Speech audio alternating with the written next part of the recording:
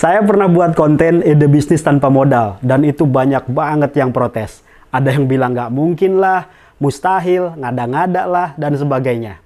Oke, kalau bisnis tanpa modal dibilang mustahil, kali ini saya akan bahas bisnis nyaris tanpa modal. Artinya ada modal walaupun sedikit. Bisnis yang akan saya bahas pada kali ini berhubungan dengan profesi di dunia digital atau industri kreatif. Jangan kemana-mana ya, simak video ini sampai selesai.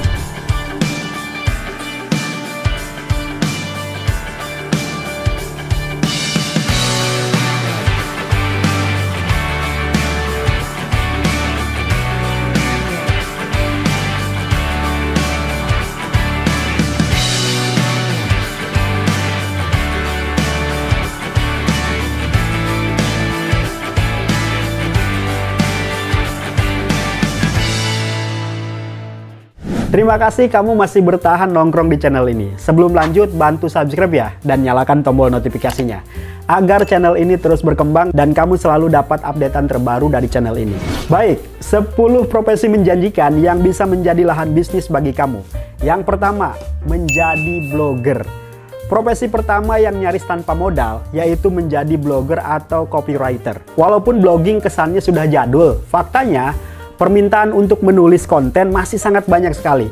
Kok bisa?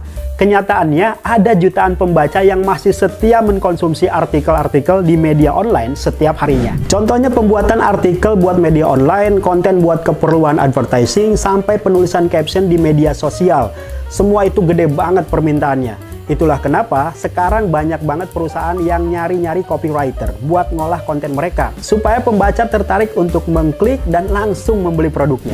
Nah, karena menulis bukan profesi yang mudah, makanya kenapa profesi ini masih sangat high value dan banyak yang cari. Perlu pengalaman dan skill yang mumpuni buat ngasilin tulisan yang banyak pembacanya. Gimana caranya? Pasti, kalau kamu pengen jadi penulis, harus punya banyak referensi bacaan. Hal tersebut nantinya akan berpengaruh kepada kualitas dan gaya tulisan kamu. Semakin banyak baca, semakin tajam dan menarik tulisanmu dibaca orang. Yang kedua, selebgram. Kamu nggak perlu modal yang banyak untuk menjadi selebgram. Banyak kok selebgram yang terkenal tanpa modal high fashion, gadget yang mahal, atau good looking. Kamu cuma perlu nekat dan lebih kreatif buat narik perhatian banyak orang. Misalnya ada selebgram Mimi Peri, yang modal kontennya nggak high budget, tapi cukup nonjolin personality dan sketsa, dia bisa dapat ratusan ribu follower karena kontennya. Nah, dari situ, bukan jadi hal yang mustahil buat jadi selebgram. Yang penting kamu kreatif, paham betul tren yang sedang hits sekarang-sekarang ini. Yang ketiga, menjadi YouTuber. Kata siapa jadi YouTuber perlu modal banyak. Kamu bisa jadi YouTuber nyaris tanpa modal hanya dengan menggunakan smartphone. Nggak perlu studio, kamera yang mahal, lighting yang macam-macam. Kamu bisa jadi YouTuber hanya dengan modal smartphone kamu.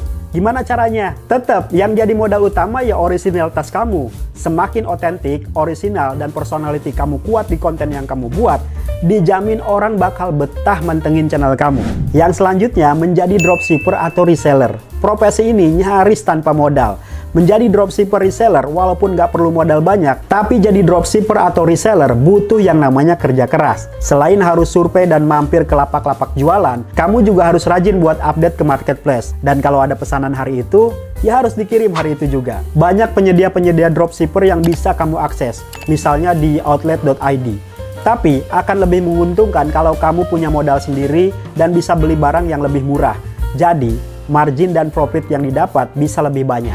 Profesi kelima ini nyaris tanpa modal, yaitu jadi social media manager. Sekarang perusahaan mana sih yang nggak punya media sosial? Setiap perusahaan hampir memiliki 3-5 akun media sosial untuk keperluan marketing.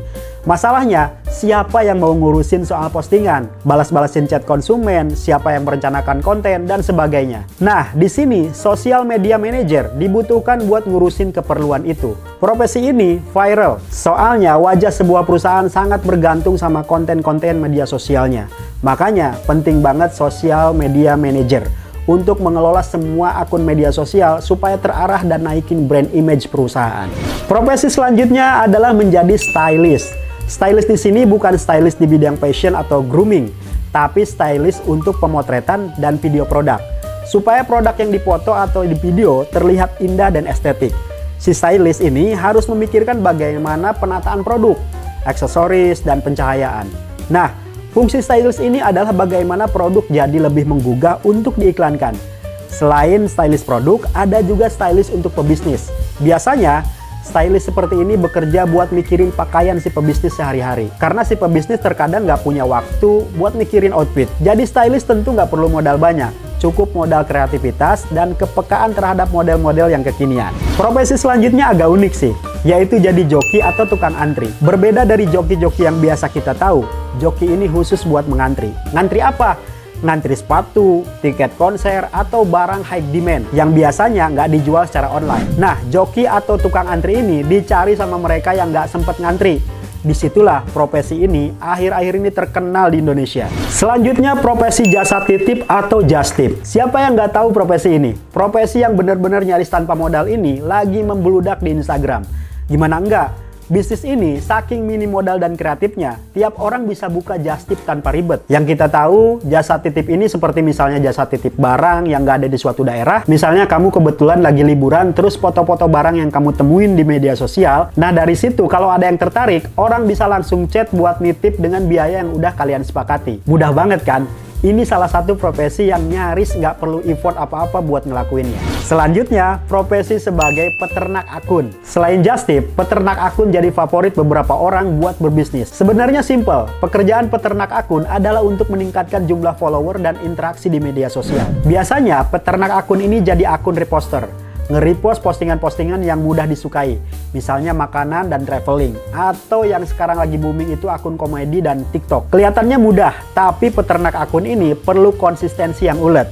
Kamu harus rajin posting dan memiliki goal untuk meningkatkan jumlah follower setiap harinya. Yang terakhir, menjadi broker.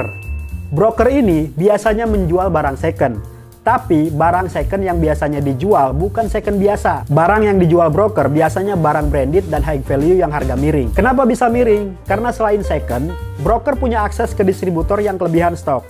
Jadinya, barang yang kelebihan stok itu dijual ke broker. Broker ngejual barangnya secara online. Transaksinya cuma tinggal chat, sepakati harga, dan transfer. Begitu kira-kira ya. 10 bisnis tadi semoga bisa jadi inspirasi buat kamu yang mungkin lagi mikir-mikir buat nyobain peluang bisnis yang minim modal. Nggak ada salahnya buat coba satu aja dulu. Siapa tahu ini jadi alternatif bisnis lain buat kamu ke depannya. Dengan konsisten dan kerja keras, apapun peluang bisnisnya, yakin sukses. Oke guys, sampai jumpa di video saya selanjutnya.